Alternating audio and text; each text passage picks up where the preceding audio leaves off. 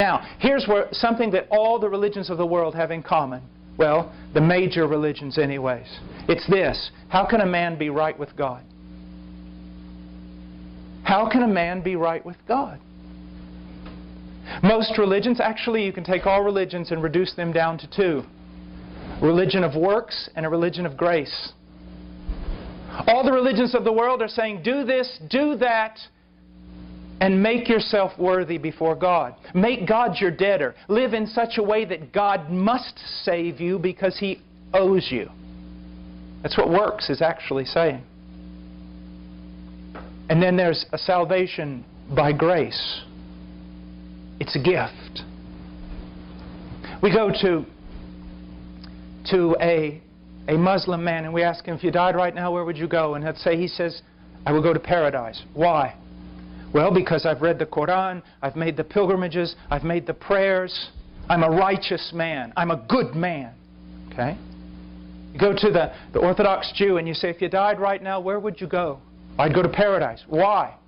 Well, I love the law of God. I am a righteous man. I fast. I pray. But then you go to the Christian, the real Christian.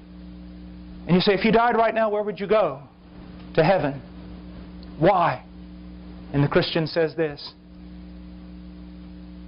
in sin did my mother conceive me, and in sin was I born.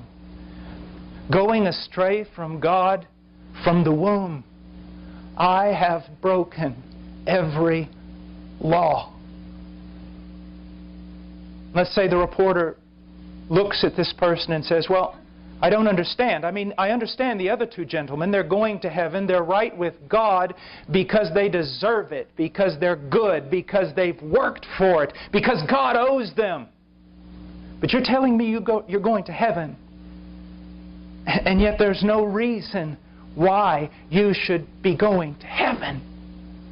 What is the foundation of your hope?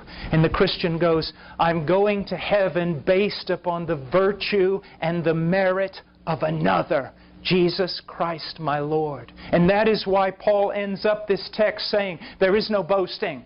No boasting whatsoever.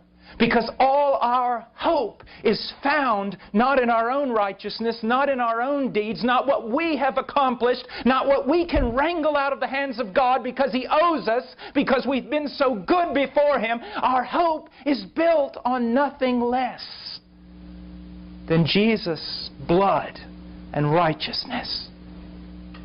I dare not trust the sweetest frame, but wholly lean on Jesus' name. That's why the Christian is the only person who can claim to be going to heaven and not be boasting. Because he is not going there because of his own works or his own deeds, but because of Christ. Now the argument would be thrown back at me, well, that's what we all know. The Christians just take it as a gift, they receive it, and then they live like a demon. No, they don't. Unconverted church members do that. And unconverted university students who claim to know Christ do that. They say salvation is a gift, and then they live just like the world. But the true Christian, the more he understands that salvation is a gift, that it is not based upon his own works, the more broken he is over his own sin, and the more he desires to live for Christ. It's not a duty to be accomplished. It's promoted by love. It's motivated by grace.